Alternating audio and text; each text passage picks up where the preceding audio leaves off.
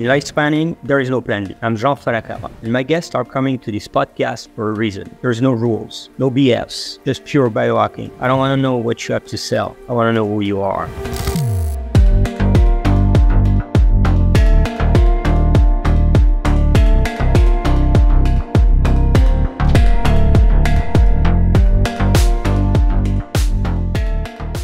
Welcome to No Plan B and the interview of Leila Centner today. I'm so happy to be with you today because we are featuring you on the cover of the magazine, as I promised you. And I'm so thrilled to listen to your story. Leila, why don't you introduce yourself directly? Sure. Because I'm going to do a messy job if I do it. I'm going to miss part of it. So please tell us. Well, first of all, thank you for having me.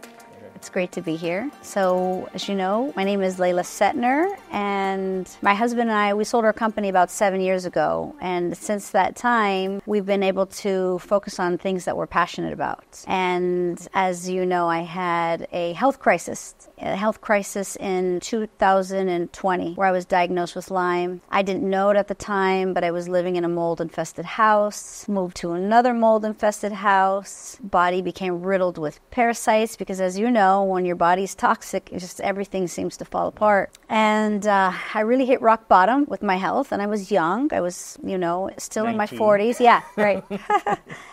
Magical age, I mean. Yes. And I had a little baby at the time. She was around 1.5. And I just had no energy to do anything. And I just felt like, oh my God, am I dying? Like, that's what I felt like. And because I had grown up with a mom who was a nurse, and I was on antibiotics all the time. Not good. That's all I really knew up until I was 29. And when I hit 29 and I started to research antibiotics, I was like, oh my God, this is part of the reason why I'm sick every single month. And so I went cold turkey, no more antibiotics.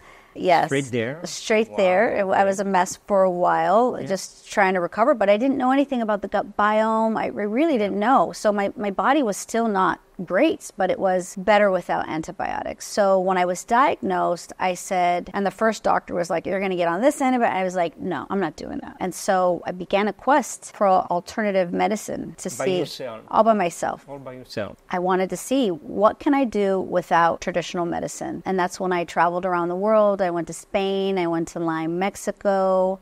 I came back to the U.S. I tried so many different modalities. And so you were exposed to biohacking during those trips? I was, okay, yes. Okay. First time I had heard of PMF was in Spain. First time I had heard of ozone therapy.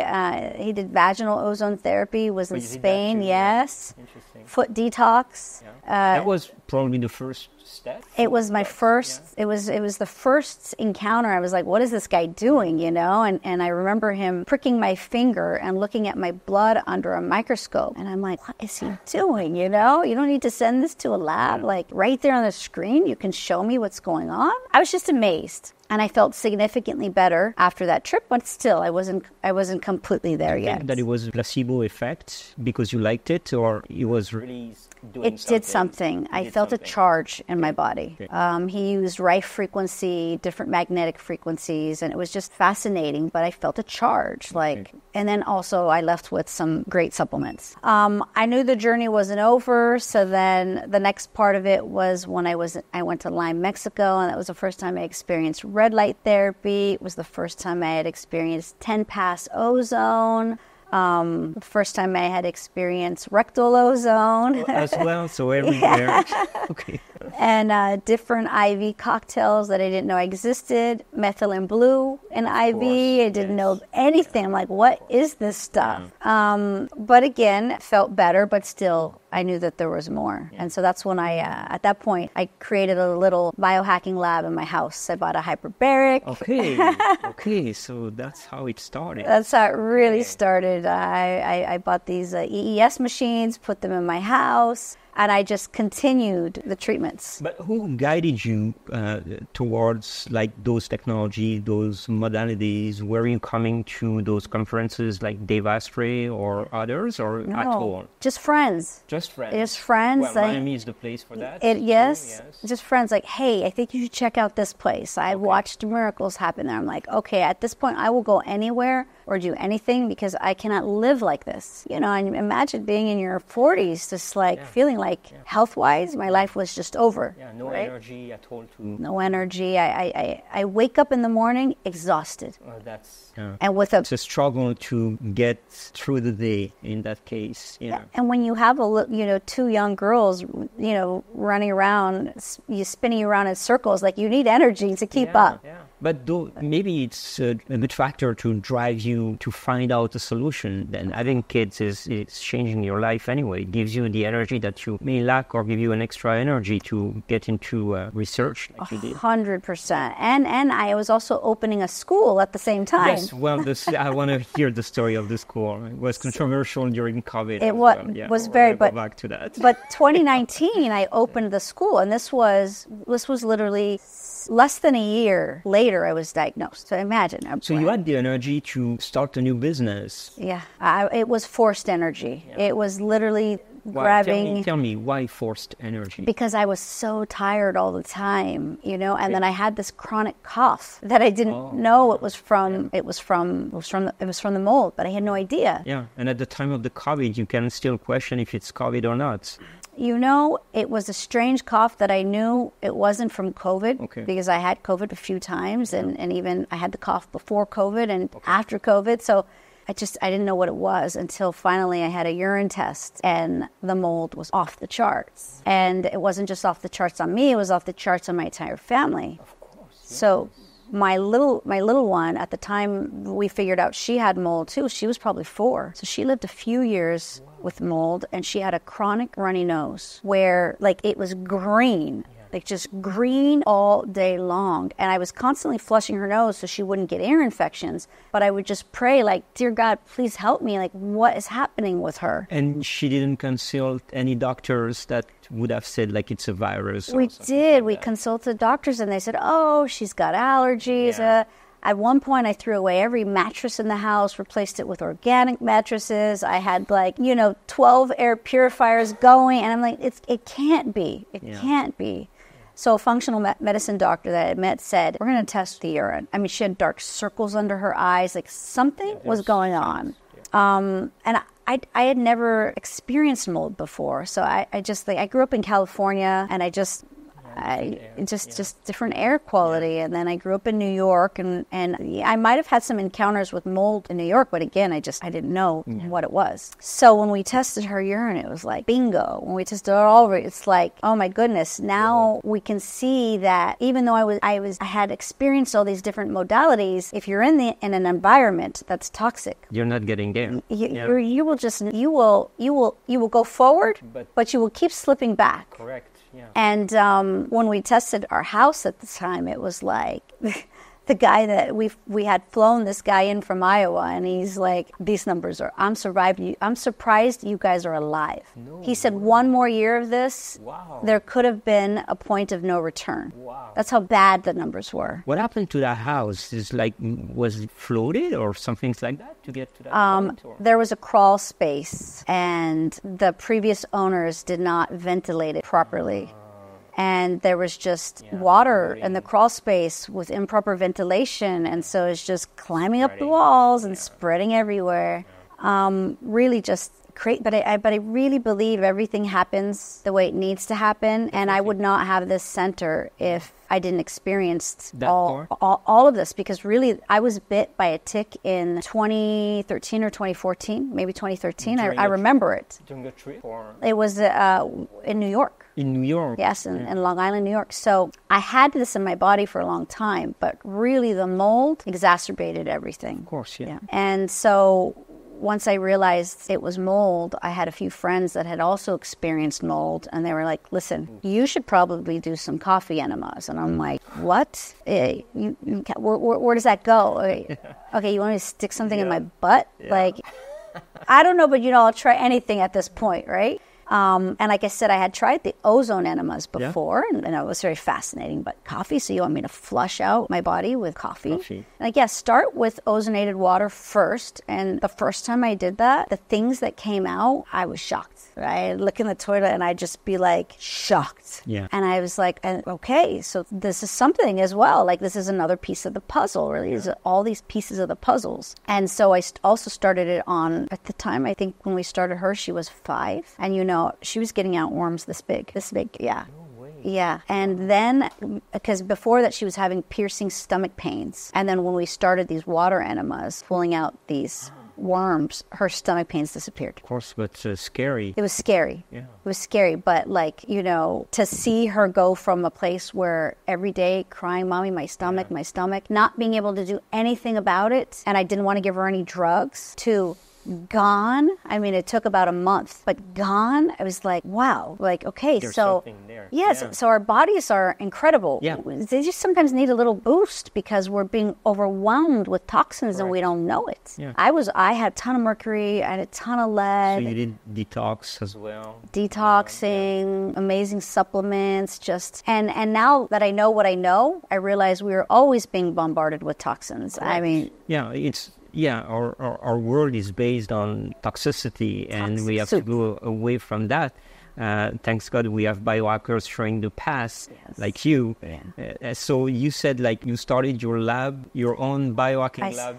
I started my lab at home. That's interesting. Tell me more. Yeah, you know, I just like, okay, I'm super busy. I don't really have time to go somewhere else. I'm just going to buy these things at home. I bought a two-person chamber, you know, like a serious chamber, right? Not like a little soft shell, like a serious chamber. Red light bed, PMF, Pure Plus PMF, the EES. Had them all in my house, hydrogen machine, and I'm like, okay, this stuff works. Anytime my girls were sick, all right, we're going to go spend a few hours in the EES room.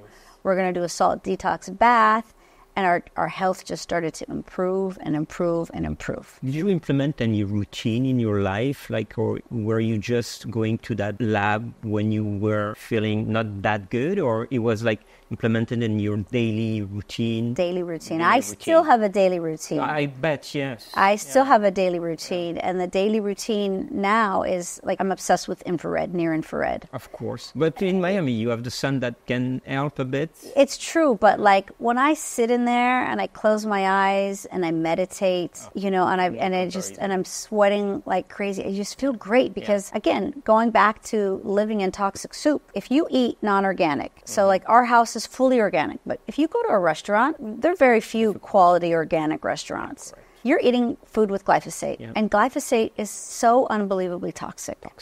You're eating beef with lead in it. You're eating chicken with God knows what in it.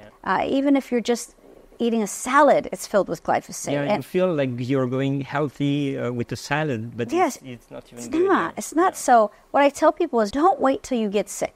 Like, this is why I have this is why every day I'm doing things, because we need to stay ahead of the curve. Correct.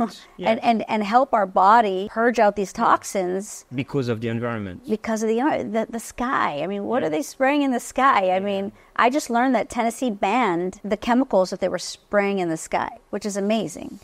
But Florida hasn't banned it yet. You know, we're raining chemicals. The water. Don't drink water from the faucet. But you take a shower. It's true. If you don't have a whole house filter, but you think you got fluoride, it's just seeping in your body. Are we becoming obsessive compulsive by getting afraid of everything that is surrounding us? You know, I tell people, don't be afraid. Just take care of yourself, right? That's a good point. And if there's one thing you can do, I tell everybody, buy an infrared sauna. If that's one thing you can afford, like, you know, not everybody can afford to come to a wellness center, but that's one thing, okay? And then enemas. If you're not feeling well, because when you do coffee enemas, you're increasing the body's glutathione, which helps you detox. You're cleaning up the liver, and most people's liver is completely congested because the liver is trying to help purge the toxins. It's taking everything. It is taking such a hit. Working hard. It's working too hard. And so when you do these coffee enemas, you're helping your body naturally detox from the toxins. So that's what I always tell people. Say, I can't afford to go to one. That's fine. Buy yourself an infrared sauna and do enemas. If that's all you could afford. or just do that. And the sauna is fantastic for detox, and the infrared is fantastic for regeneration. Yes. And our skin is our largest organ, right? It's true, yeah. So if you're sweating, you are purging. Yeah, absolutely. Yeah. Right? Imagine some people say, oh, I never sweat. If you never sweat, that's a problem. That's a problem. How are you getting this stuff out? Right? It's true. You've been a biohacker way before others, and you've been in some sort of a shadow because, like, before the Centner here for wellness, of course, you had your school, but when people were talking about pioneer biohacker, they were talking about Ben Greenfield, Dave Asprey, all these guys. I was among these guys starting to biohack like 10 years, 15 years ago, 20 years ago for some, and Leila came out. Yeah. But you are so advanced. Explain me what brought you to this dedication and to offer what you experienced yourself to others. There is some, you got it, but you're giving back to the society. You're offering services and biohack to everyone, and you're making it known to the community in Miami. Now they need to know that there is this Centner for wellness, and so you're doing this beautiful job. Why have you been so discreet before? You know, it started really focusing on my own health and then helping friends. Okay. I had a friend with breast cancer who I was helping at my house. And then I own a school, so I was, the school was teachers in the community were coming to my house. My husband at one point was like, who are all these strangers in our house?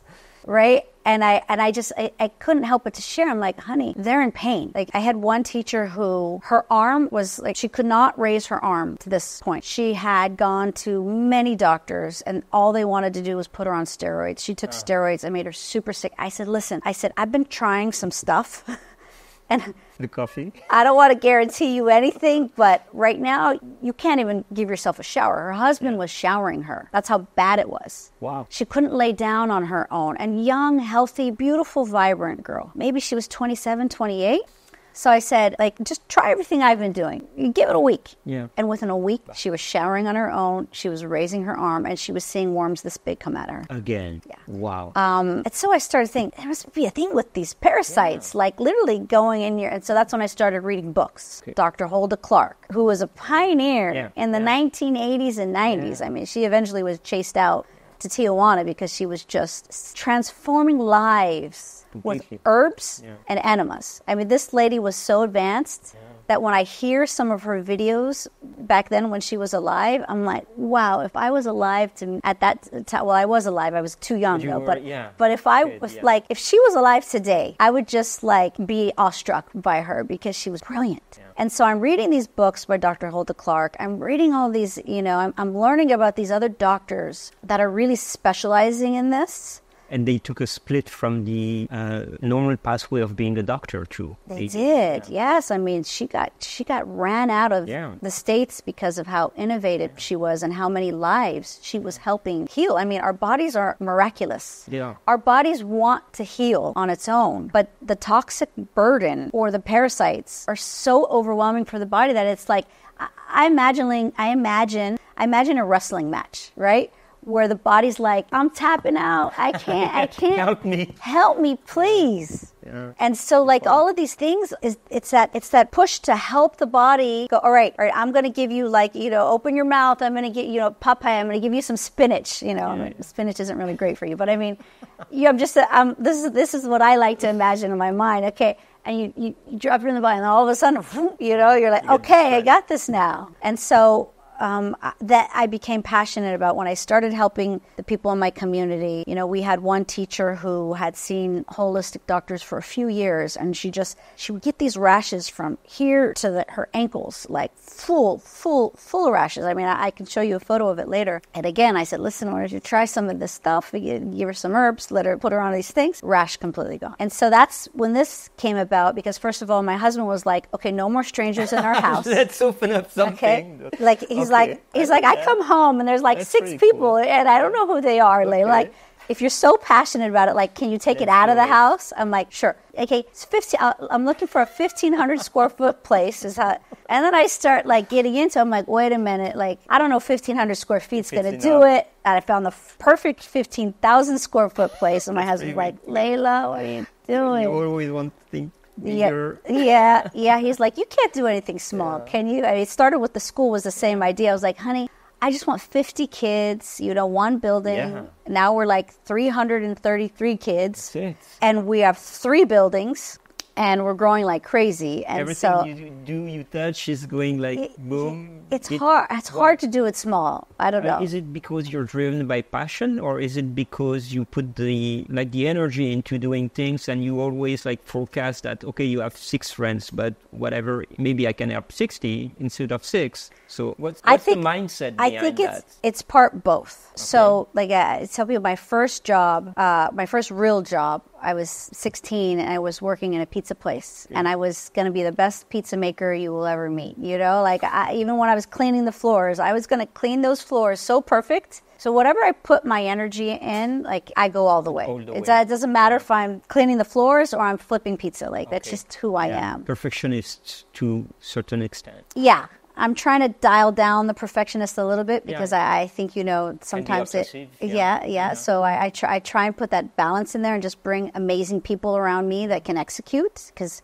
you can't execute everything on your own. It doesn't work. No. So having a phenomenal team is everything for me. But so it's part that, and the other part is realizing that how many people are sick. Yeah, but you need and compassion they can't find for that. Yeah, definitely. Okay, so where is coming your compassion from? Well, I think that I was just maybe born with, or I get it from my mom, because she was the type of person where we grew up without very much money. She was on welfare. Okay. And I would watch her give her shirt off her back to people who needed help. So I grew up watching her take care of others when she needed help herself. Yeah. Right. So, but seeing people go from feeling miserable, including myself, and I think being able to connect to that, I know how you feel. I was there. And that feeling is like unique. Is like meeting God, or you of course, a lot of prayers. God, show me, what do I need to do? Help me. And I'm really good at listening. I can hear when I'm guided to go in whatever direction. And I think that's also a blessing that I have.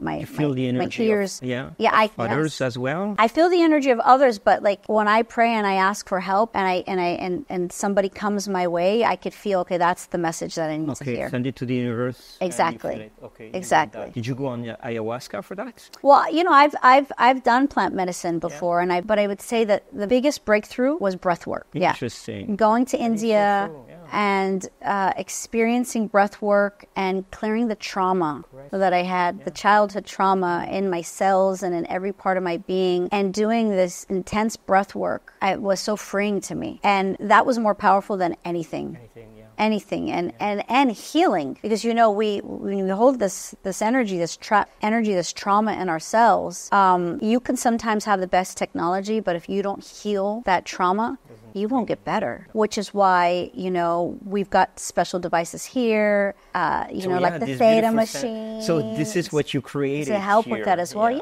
But I tell people, you can meditate at home. You don't necessarily need this fancy stuff. Or you can buy a brain tap, or, there are great meditations you can listen to on YouTube. So I try and tell people who don't have money for this, don't worry. You could still heal yourself. You don't need to spend this kind of money. I love that, Leila, because you know what? In this community, and I've been a fighter for that. In the longevity at large, people are always saying, biohacking is only for rich people. No. And I agree with you. It's getting mainstream because of people like you that are helping with simple tools. You can go up to the top, but you can do simple 1% things at a time. Simple. Yeah. I have watched teachers at my school transform their health with simple supplements and coffee enemas. So that coffee is your... It's for somebody that can't come here and somebody that can't. It's a way to just quick step the process. Yeah. There's controversy behind everything.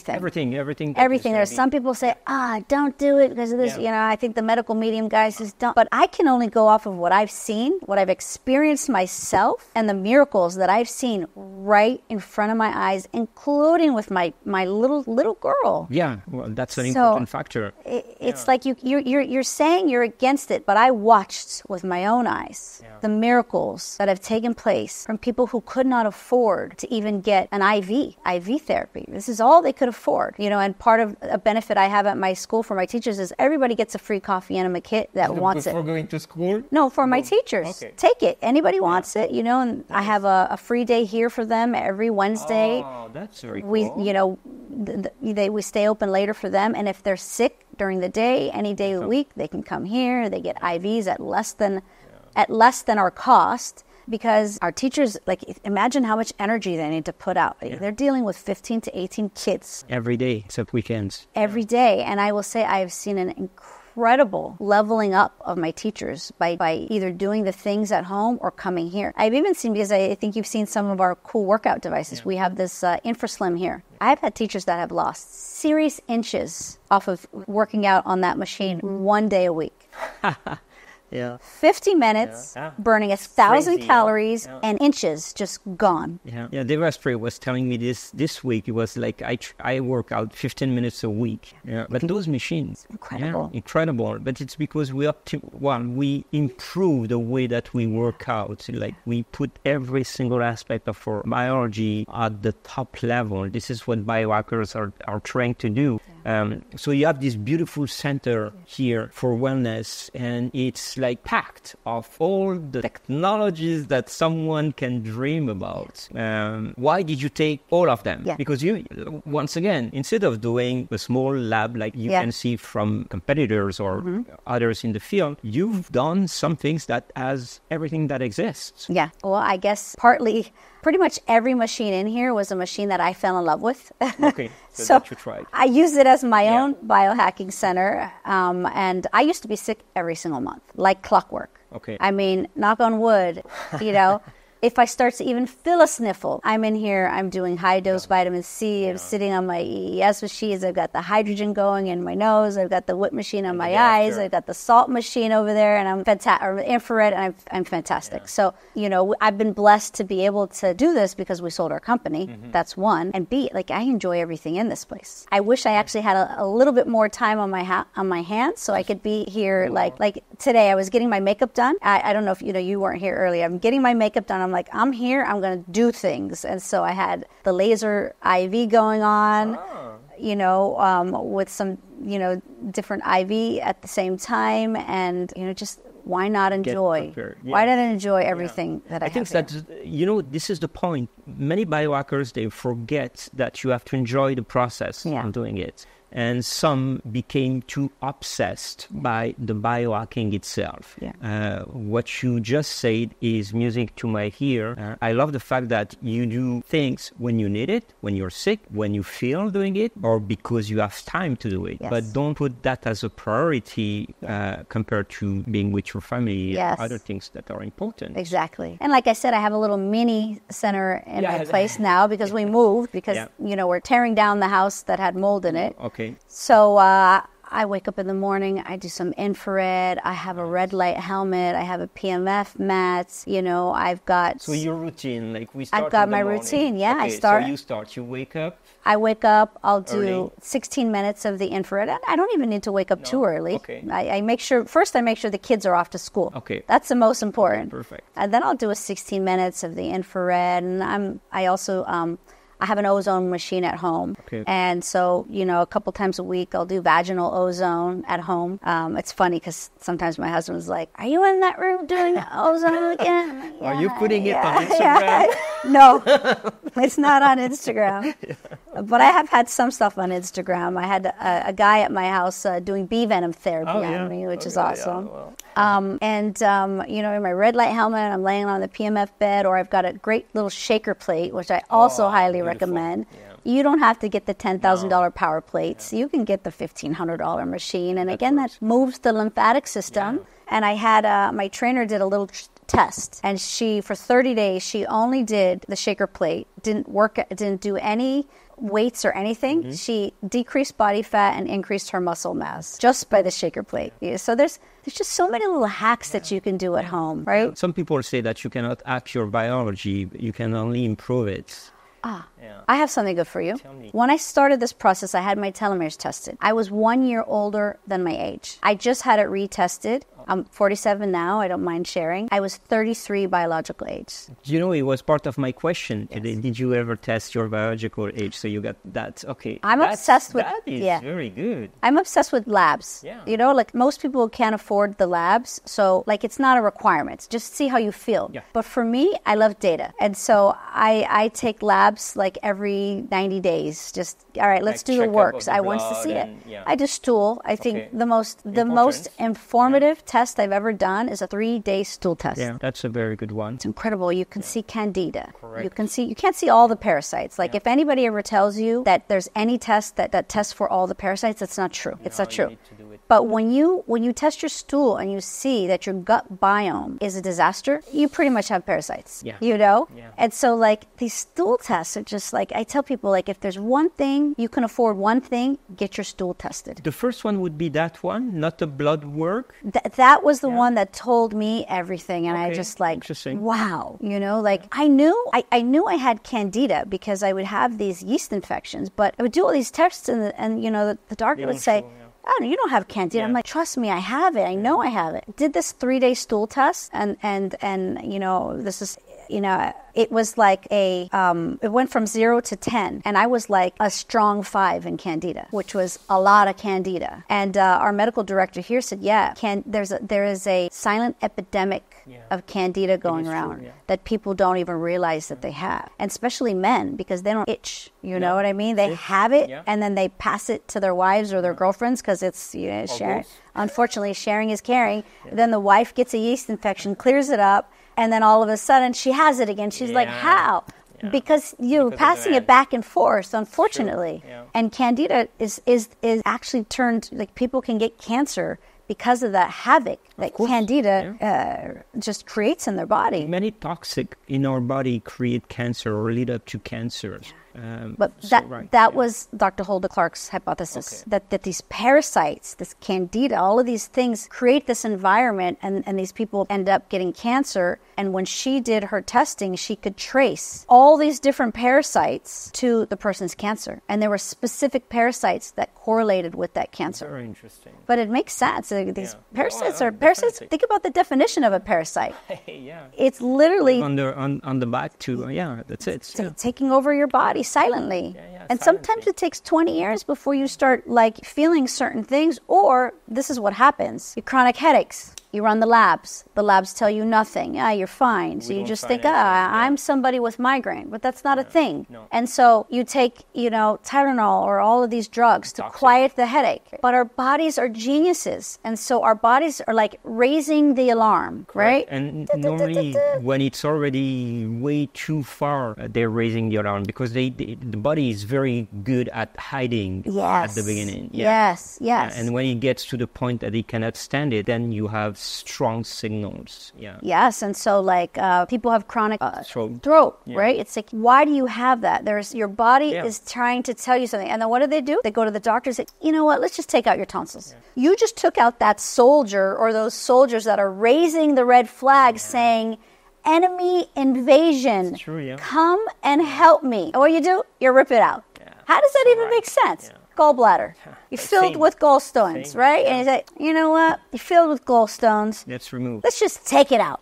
Like, how is that even logical? That was part of what I had a major problem in right here. And I thought that there was a knife literally and I'm like, what is this pain I'm experiencing? Go to the emergency room. They do I don't remember, was it an MRI or something? And they saw like huge stone in there. They, listen, you might want to take out your gallbladder. And I'm like, no way. I was already on this journey, so I look at the guy like, okay, thank you for telling me what it was. I go home, I do some research.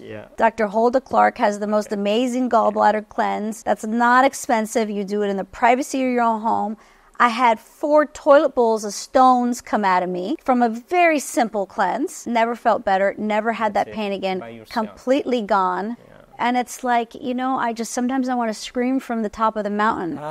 Don't cut your organs out. No. Like, Clean yourself before you get to that point. But it's our medical system, our healthcare system has been designed this way. And so you don't trust any doctors? I don't want to say I don't trust any doctors, because I think that doctors are extremely valuable when you have an emergency and you're in that ER and they need to tell you what's going on, or like when I was... Diagnostic only, you mean? Well, no, not even that, because sometimes they get that wrong. They get it wrong. Right? Well, AI will help. But like, for example, when I was pregnant with our second child, I had a very bad bladder infection. I didn't know it, and I collapsed. I had to go to the ER, and they saw, and so I had to take antibiotics there. I was at a point where I needed emergency help, and it was a godsend. Yeah. So I don't want to shishi poo-poo, the value of some amazing doctors out there that are doing great things. You go, you're in a car accident, they stitch you up, they put you back to life, and most doctors that get into the business are there because they love people. Yeah, it's true. And the problem that I see is that the medical system itself is completely broken. So pharmaceutical companies are the ones in control of the medical schools. Yeah. They teach these doctors problem, symptom, drug. Correct. Okay, and all it is a Band-Aid. Yeah. It's just a Band-Aid that creates other problem anyway, to silence the noise. Correct. But then you've got some brilliant functional medicine doctors, holistic doctors out there that go, no, we're going to find the root cause. Yeah. And so whenever I tell anybody, if you're going to go see a doctor, find a doctor who is a critical thinker and who looks for the root cause. Because if you've got a chronic strep throat or chronic headaches, there is a root cause. Correct. Okay? It doesn't come from magic. If you've got chronic, so I used to have chronic, when I would, around my period, I'd have these pains that I would collapse to the floor. I would think I'm dying. Now, zero. I don't even notice my period coming. Don't even notice it. Whoa. And that's because I cleaned my body. I cleaned the parasites. So it's functioning the right way. You shouldn't have periods that debilitate you. And I thought it was normal. Yeah. Well, this is what most of the time people are telling, and they're telling their kids. Women are telling their kids too. It's normal that it's painful. It shouldn't be that way. It shouldn't be painful. Yeah, I mean, I'm 47 now, and I'm like, I can't believe I had so many years of the worst period pain of my life, and thinking that was normal. Yeah, but you're going to live up to 150, so you have another 100 and something. I do. So to share this with everyone. Exactly. Yes. Yeah, thank you for that sharing. It's beautiful to see like this compassion that you put into educating in every aspect. It's not only education at the school; it's education on the society side as well. With what you're doing here. Leila, thank you so much for this interview. I'm so happy to have this opportunity to feature you on our magazine. People need to know. Thank you. Need to know your story, need to know what you're doing. How do you see yourself in like 100 years from now?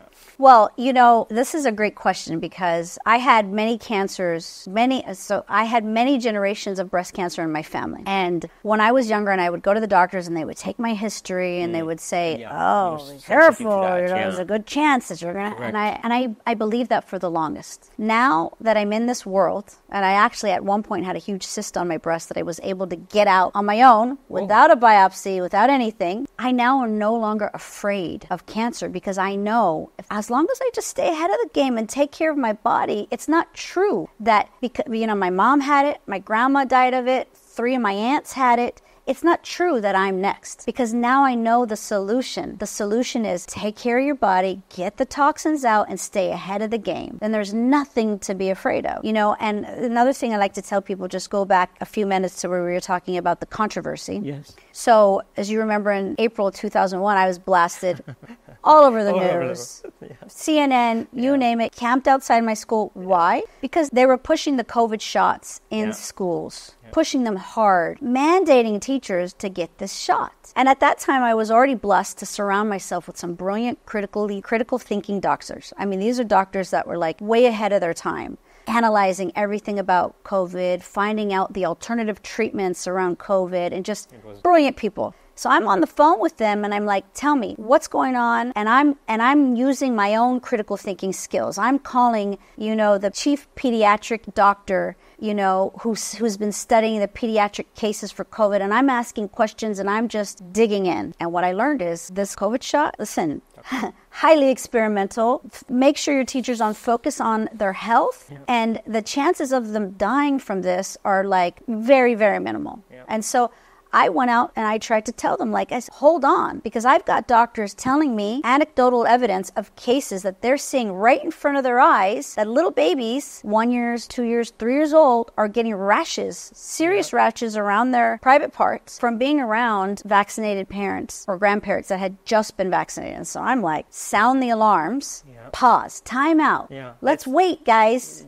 Let's see. And that's when they tried to cancel me crazy. They literally tried to take me down. It was epic, It was epic. I dropped to maybe 80. I had 280 kids. I dropped to maybe 80. But because of that, and because they blasted me all over the world. I mean, I was in Egypt and Russia in different languages. I attracted families from all over the world that said, if this lady is willing to literally lose millions of dollars, but fight for for what's right, I want to be part of that community. And so we have the most amazing, beautiful community. I mean, we feed our kids farm to table because we built a farm because of all this as well, that's right? Another adventure now. Yes. Very exciting. We're about to open a ranch with bison, and so we've got this special community. But the key is we're a community that's open-minded with critical thinkers, and that's the type of children that we're trying to raise: critical thinkers, problem solvers. And this is what I tell everybody. Don't just listen to what somebody tells you. Do your own research. Yeah, and be a critical thinker. It's important because otherwise we're just going to build masses that are following one path and not thinking out of the box and trying to criticize or to put in perspective other things that exist. You do a beautiful job. Thank you. Honestly. Thank you. It's so great. I appreciate it. Thank you. And thank you for your time today. Thank you. It was an honor having this interview with you. Thank you very much.